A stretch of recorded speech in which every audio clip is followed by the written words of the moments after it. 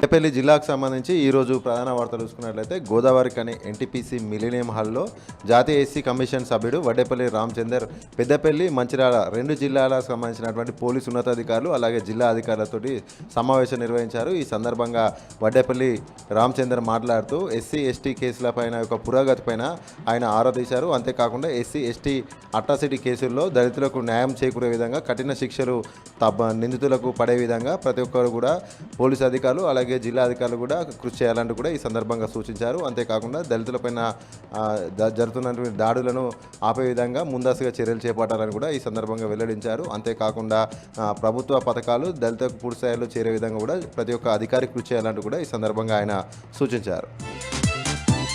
అలాగే మరొక ప్రధాన వార్త చూసుకున్నట్లయితే పెద్దపల్లి మండలం కుర్మపల్లి గ్రామంలో రెవెన్యూ అధికారులను గ్రామస్తులు అడ్డుకోవడం జరిగింది.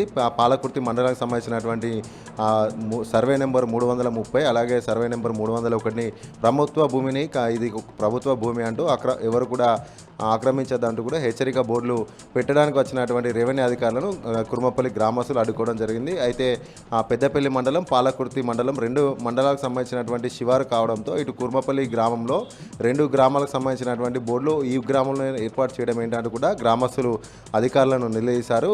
అలాగే వేరువేరుగా కుర్మపల్లి అలాగే రాగినేడు రెండు గ్రామాలకు సంబంధించినటువంటి రెండు బోర్డులు ఏర్పాటు చేస్తే తప్ప మా యొక్క గ్రామంలో ఒకే బోర్డును పెట్టడాన్ని గ్రామస్తులు అడ్డుకున్నారు. దీనిపైన జిల్లా అధికారులకు కూడా కలుస్తామంటూ కూడా గ్రామస్తులు వెల్లడించడం జరిగింది.